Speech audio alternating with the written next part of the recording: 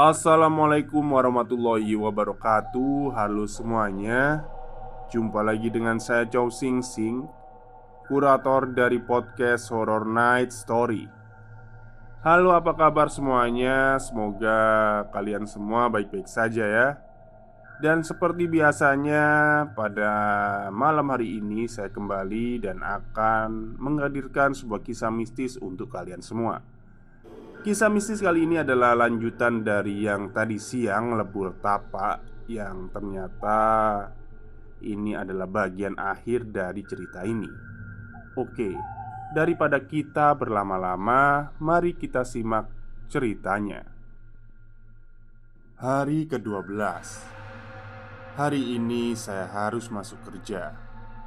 Bapak yang hari ini mengambil cuti sudah datang selepas subuh ke rumah sakit.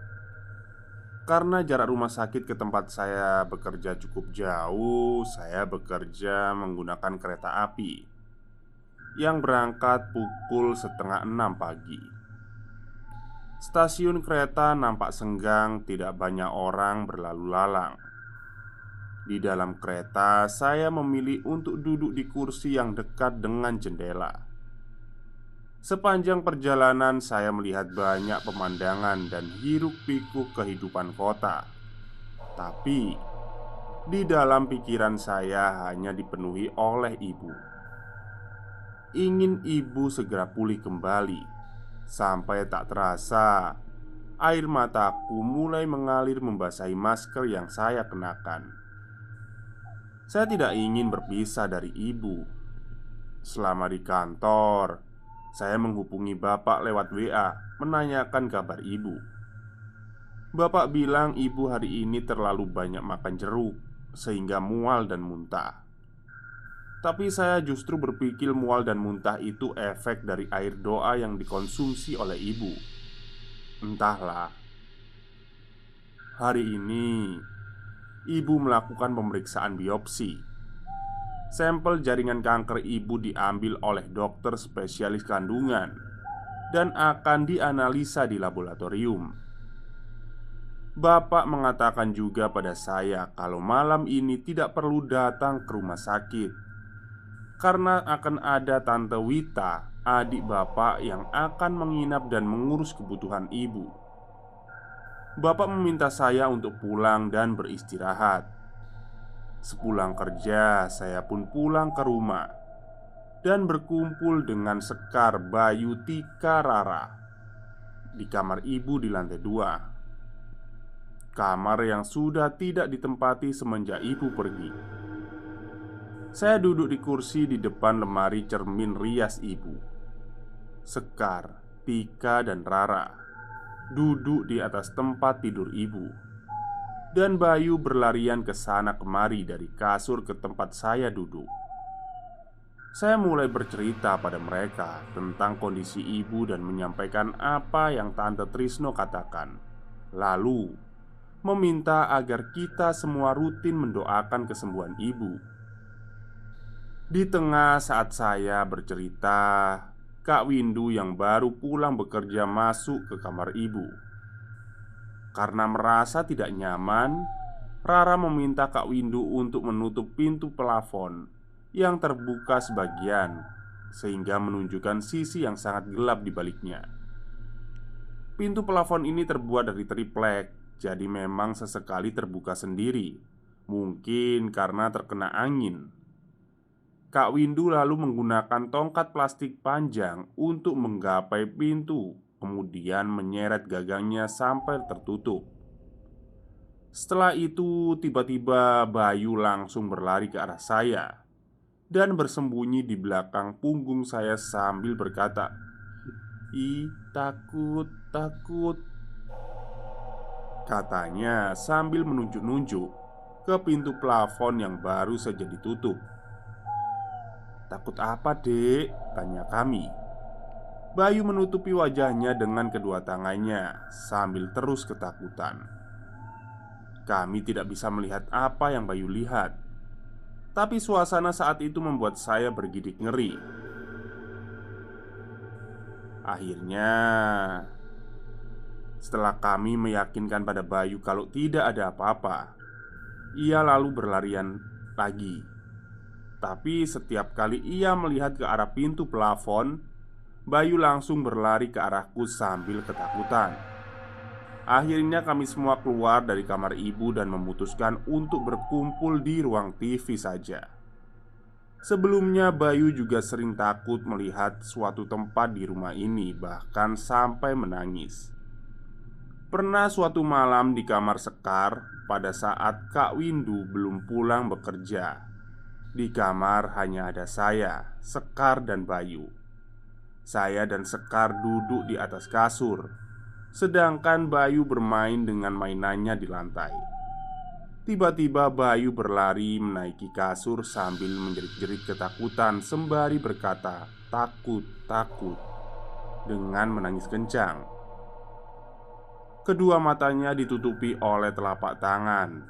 Dia tidak ingin melihat sesuatu yang ia takuti itu. Saat ditanya, "Bayu takut apa?" Balita yang baru belajar berbicara dan berumur 1 tahun 8 bulan itu hanya menunjuk-nunjuk bagian atas lemari. Padahal yang saya dan Sekar lihat tidak ada apa-apa di sana, kecuali dus-dus berisi barang yang ditumpuk. Tapi setiap kali Bayu melihat ke arah itu, ia langsung ketakutan dan menangis kencang lagi. Saya dan Sekar saling bertatapan, menyadari apa yang terjadi. Tak ada ucapan yang keluar dari bibir kami. Bayu lalu dibawa keluar kamar dan ditenangkan. Hari ke-13. Pagi ini di kantor saya masih memikirkan kejanggalan demi kejanggalan yang terjadi. Benarkah ibu saya sakit karena diguna-guna? Dan benarkah di rumah saya ada penghuni lain? Saya lalu mend-DM empunya cerita horor di Twitter dan ia membalas seperti ini.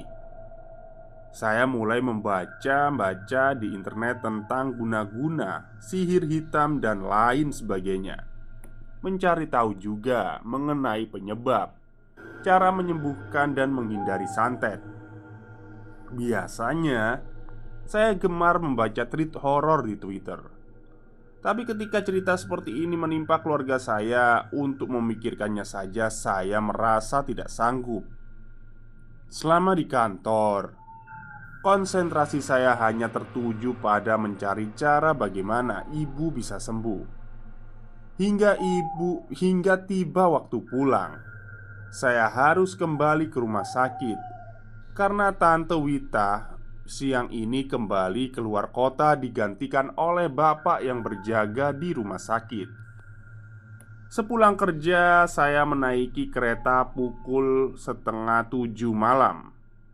Sebenarnya, saya keluar kantor pukul 5 sore. Akan tetapi, waktu keberangkatan kereta ke rumah sakit hanya ada pukul setengah 5 sore dan setengah 7 malam. Jadi saya harus menunggu 1 jam lebih hingga kereta datang.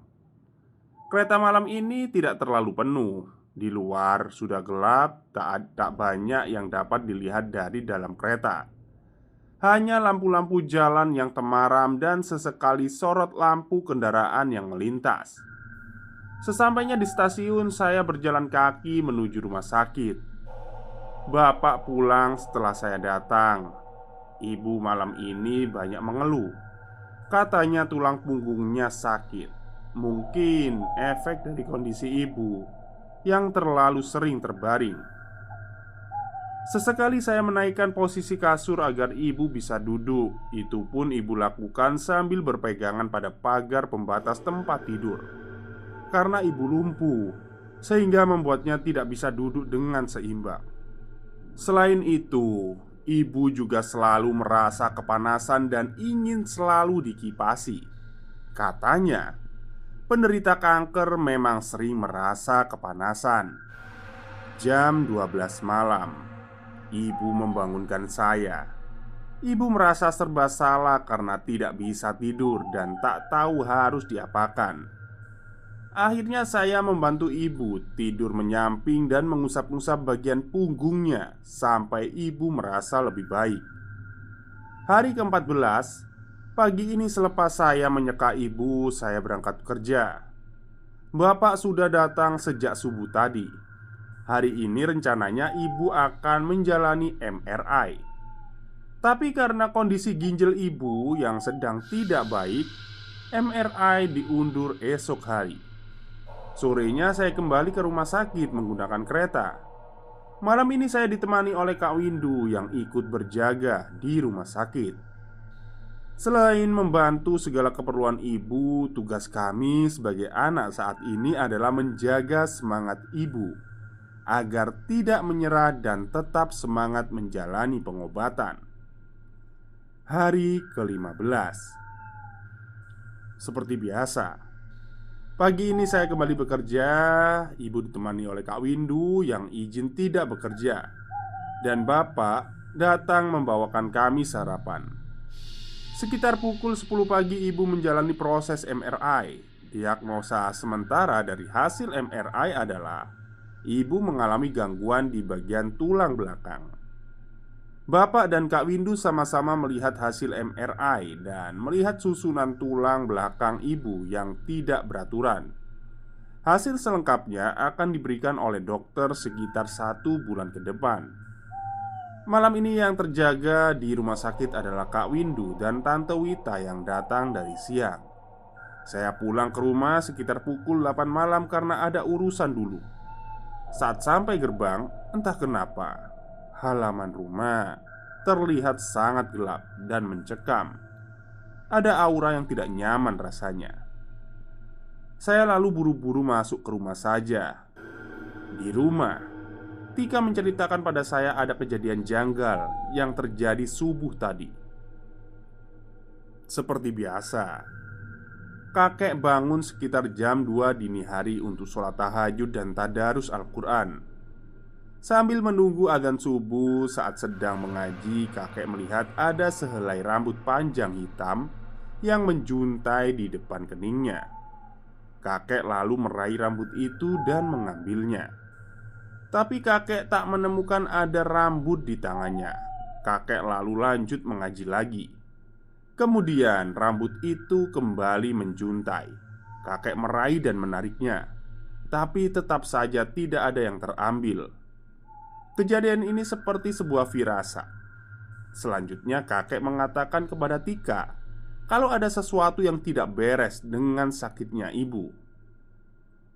Memang saat awal sakit ibu juga pernah mengatakan bahwa bisa jadi sakitnya ibu ini adalah karena ada seseorang yang tidak suka dengan bapak atau ibu. Menurut ibu, ada banyak orang yang ingin berada di posisi jabatan bapak sekarang ini. Hari ke-16. Hari ini pihak rumah sakit mengatakan pada ibu bahwa ibu tidak bisa melakukan operasi karena kanker yang ada di dalam tubuh ibu sudah menyebar dan akan sangat beresiko apabila dioperasi. Akhirnya dokter menyarankan kepada ibu untuk melakukan terapi sinar atau radioterapi. Akan tetapi terapi ini tidak bisa dilakukan di rumah sakit karena keterbatasan fasilitas.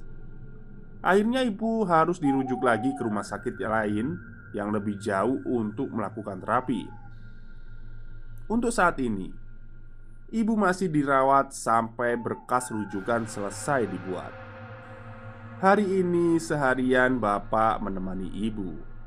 Sepulang kerja, saya langsung menaiki kereta menuju rumah sakit. Bapak mengirim pesan bahwa malam ini bapak akan menginap juga di rumah sakit, menemani saya, dan ada hal yang ingin bapak sampaikan. Saat saya tiba di kamar ibu, ternyata bapak akan pulang dulu ke rumah untuk mengambil perlengkapan ibu dan beberapa pakaian ganti. Saya yang penasaran dengan cerita bapak menanyakan pada ibu apa yang terjadi. Tapi ibu tidak ingin menceritakannya dan meminta saya menunggu sampai bapak kembali agar mendengar cerita secara langsung dari bapak. Sekitar jam 9, bapak yang baru kembali ke rumah sakit langsung saya todong dengan pertanyaan apa yang ingin Bapak ceritakan. Bapak lalu bercerita bahwa hari ini datang salah satu rekan kerja Bapak, Pak Satria, ke rumah sakit datang bersama istrinya. Sebelumnya, Bapak mengira Pak Satria ini datang sebagai perwakilan yang menjenguk ibu karena Bapak meminta doa di WA Group. Yang aneh adalah atasan Bapak langsung mengirim pesan secara pribadi kepada Bapak, menanyakan nama lengkap beserta binti dan tanggal lahir ibu. Setelah itu mengatakan bahwa akan ada anggota ke rumah sakit, yang ternyata itu adalah Pak Satria. Saat datang, Pak Satria mengatakan bahwa setelah melihat nama dan tanggal lahir ibu, sakitnya ibu ini memang ada faktor non-medisnya. Pak Satria lalu meminta istrinya untuk memegang kedua telapak tangan ibu dan melihat masih ada kesempatan atau tidak. Istri Pak Satria mengangguk dan mengatakan bahwa masih ada kesempatan. Istrinya juga mengatakan pada ibu untuk memotong kuku tangannya dan kaki ibu yang panjang. Ibu memang selalu memanjangkan kukunya, dan ternyata itu adalah hal yang tidak baik.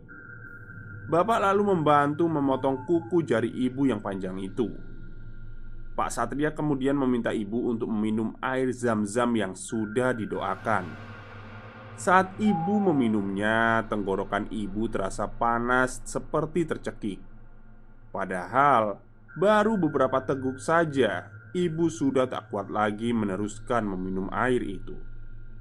Karena penasaran, Bapak mencoba meneguk air itu. Dan Bapak pun merasakan sensasi yang sama seperti yang ibu rasakan. Padahal hanya beberapa teguk saja, tapi rasanya amat tidak karuan dan menyesakkan. Pak Satria lalu memegang pundak Bapak sambil menerawang dan mengatakan bahwa Bapak ternyata juga terkena gangguan. Atau lebih tepatnya, gangguan ini sebenarnya diarahkan pada Bapak, hanya saja tidak mempan, akhirnya mengenai ibu.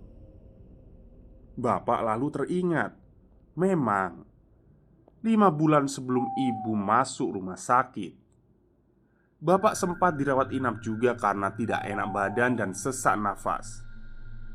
Saat diperiksa oleh dokter, Bapak didiagnosa mengalami kelainan jantung. Namun setelah berkali-kali dilakukan pemeriksaan EKG, jantung Bapak baik-baik saja.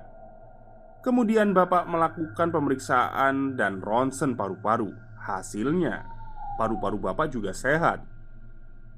Bapak akhirnya dipulangkan setelah beberapa hari dirawat inap di rumah sakit dan hanya diberi obat saja. Sakit Bapak ini memang agak aneh. Saat di rumah dan sesak napas, Bapak pergi ke beranda sambil membawa kasur kecil dan bertelanjang dada, mengatakan kalau di dalam ruangan terasa sangat pengap dan panas. Padahal udara di luar dingin dan hanya Bapak saja yang merasa kegerahan. Hal itu berlangsung beberapa lama. Bapak selalu merasa khawatir dan takut akan sesuatu, padahal tidak ada siapa-siapa dan tidak terjadi apa-apa. Bapak yang terlihat kekar dan berani saat di lapangan, saat itu tampak seperti anak kecil yang ketakutan dan selalu ingin ditemani. Mungkin saat itu adalah proses di mana gangguan tersebut menyerang Bapak, dan Bapak terkena radiasi dari gangguan itu. Sebenarnya, tahun ini hampir seluruh keluarga kami masuk ke rumah sakit dengan sakit yang cenderung tidak jelas. Hari ini Bapak baru menyadari kalau itu semua adalah rangkaian dari gangguan yang ditujukan pada Bapak. Setelah menceritakan semua itu pada Pak Satria, Pak Satria lalu mengusap punggung Bapak. Pak Satria mengatakan bahwa gangguan itu tidak mempan terhadap Bapak karena di dalam diri Bapak ada sesuatunya. Bapak lalu menyampaikan pada Pak Satria kalau memang Bapak pernah diraja oleh ayah angkatnya sebelum beliau meninggal. Rajah biasanya dilakukan pada benda mati kemudian dijadikan jimat. Hanya saja, pada kasus Bapak yang menjadi medianya bukanlah benda mati, melainkan tubuh Bapak sendiri. Ada tulisan gaib yang tertulis di belakang punggung Bapak. Namun setelah Bapak mencari tahu apa yang tertulis pada beberapa orang pintar, mereka semua tidak bisa membacanya, termasuk Pak Satria sendiri. Bapak ingin sekali melepaskan rajah ini karena memang Bapak juga tidak bisa dan tidak ingin mendalami ilmu itu. Tapi sampai saat ini belum ada orang yang bisa mengeluarkan sesuatu yang ada di dalam tubuh Bapak ini. Pak Satria lalu kembali pada ibu. Kini ia berdiri di samping ibu sambil membaca doa dan melakukan gerakan seperti mengambil sesuatu dan menarik sesuatu. Beberapa kali Pak Satria menunjukkan gerakan seperti diserang oleh sesuatu yang kemudian ditahan dan dilawan oleh Pak Satria. Setelah pergulatan itu, Pak Satria memasukkan sesuatu pada botol yang dipegang oleh istrinya dan memastikan pada istrinya apakah sesuatu itu sudah masuk atau belum. Saat istrinya mengatakan sudah masuk, Pak Satria kemudian menutup rapat botol itu dan melakukan gerakan seperti membungkus serta mengikat botol itu dengan tangannya. Pak Satria meminta istrinya untuk menjelaskan pada ibu dan bapak apa yang sudah diambilnya. Istrinya berkata kalau ada makhluk hitam besar berbulu lebat dan bertaring panjang yang mendiami perut ibu, dan ada makhluk serupa dengan ukuran yang lebih kecil sedang menduduki kaki ibu. Pak Satria lalu menjauhkan botol itu dan berkata kalau botol itu sudah sangat bau sekali, bau busuk yang sangat menyengat. Hanya saja ibu dan bapak tidak dapat mencium bau busuk itu. Pak Satria nantinya akan membawa botol itu dan membuangnya. Setelah bapak menceritakan itu semua, memang malam ini saat saya mengganti diapers ibu, tidak ada bau yang biasanya selalu ada dan sangat menyengat dari keputihan ibu, yang membuat ibu seringkali merasa tidak percaya diri apabila dekat-dekat dengan orang lain. Apakah bau itu memang berasal dari makhluk yang dikeluarkan oleh Pak Satria? Entahlah. Pikiran saya sulit sekali mencerna kejadian demi kejadian yang terjadi. Oke, ceritanya sudah sampai di sini dan selesai. Cuman saya tidak tahu ya, kenapa terputus dan sudah lama sekali tidak ditulis lagi. Jadi tidak ada kelanjutan ya dari cerita treat horornya Mbak Kirana ini tentang pengalaman keluarganya. Jadi mungkin stuck sampai di sini. Oke, mohon maaf sebelumnya kepada semua pendengar atas mungkin Mbak Kirana ada apa ya, tidak mampu untuk menuliskan kisah hidup dari ibunya dan keluarganya gitu ya.